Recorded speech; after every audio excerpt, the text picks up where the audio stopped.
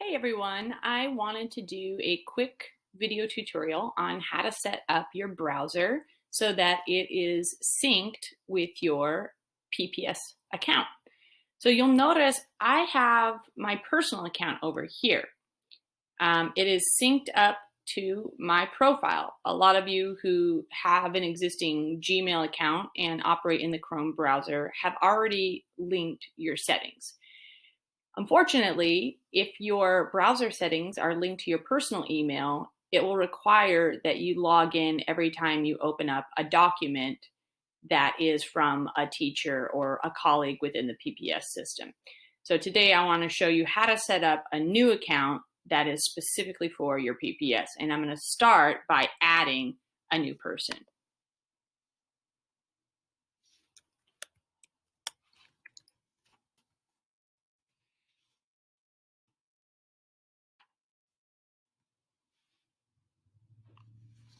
And what I want to do now is I want to sync those settings. So I'm going to go ahead and turn on sync. It's going to ask me to log into my account. You're going to enter your PPS account right here. I'm going to ask for your password. No peeking. All right. Now, do I want a link to this account? Yes, I do. All right. Yes, I would like to turn on my sync so that my bookmarks and passwords and history is there. Okay, so you'll notice that when I linked my data and my history, it imported all my bookmarks. But these bookmarks aren't relevant this year since we switched to online learning. So I need to clean up my bookmarks. I'm going to go into my bookmarks bar. Here it is. I want to actually go into my bookmark manager because I want to get rid of some of these bookmarks. Okay. I no longer need this one, this one, this one, this one. Heck, I don't need a lot of these. But you know what I do need? I need my Canvas bookmark because I'm using Canvas a lot.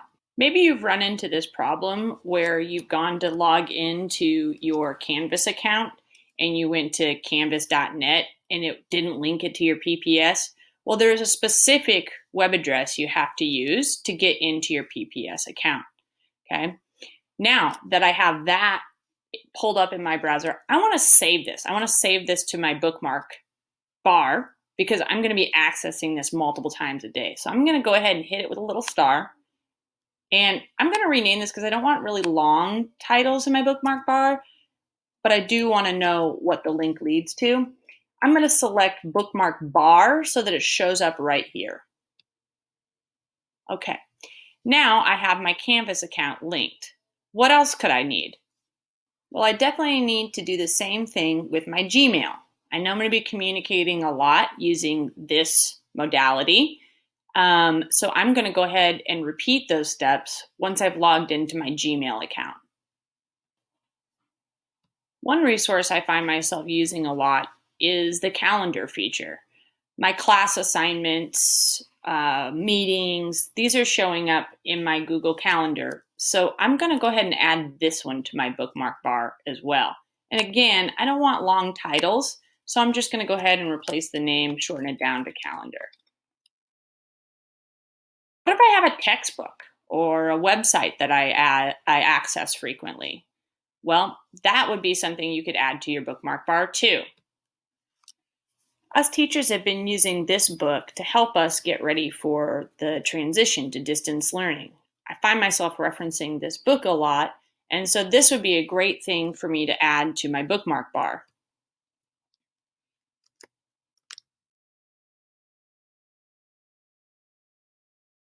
And there it is. So now my bookmark bar is really set up to essentially give me easy access to my most frequently visited sites. I want to avoid a lot of clutter in my bookmark bar. I want it to be just the resources I use most frequently. Now, I do have some other options. I can actually add a folder to my bookmark bar, sort of like this pps.net folder that has a number of different resources that would be in it. So let's look at what we could add to a folder. This is a resource I use quite a bit. This is a citation source. So when I'm building a piece of like a report or a piece of research that I've done, I need to make sure that I'm citing the author correctly. So let's go ahead and hit this with a favorites. But this time I'm going to click on the more. I actually want to create a new folder in my bookmark bar. And I'm going to name this resources. Now you'll see my folder resources, and you'll see this one, this WorldCat resource in this folder. I also a lot of times need to think of a different word. You know, I'm writing and I find myself using the same word over and over again. So I think maybe saving a thesaurus into my resources would be pretty helpful. So you'll see right here, it gives me my options. Do I want to put in my resource folder? Yes, I do. Great. The other thing I need help with is like APA citation. I know I've got to cite my sources, but I can't ever remember what the APA versus MLA formatting is. And I know I use this Purdue site quite a bit. And if I put this in my resource folder, then I don't have to hunt around a whole lot. Go ahead and press done on that. Okay. So I'm highly recommending that you build your Chrome browser to fit your PPS needs. Whether or not you're logging into your Canvas, you're accessing a Google Doc, you will be required to use your PPS account. By synchronizing your browser with your PPS account, you won't find yourself having to log out and log back in to be able to access those resources. Why don't we go ahead and do that? Why don't we go ahead and spend some time setting up and syncing our PPS account in a new Chrome browser?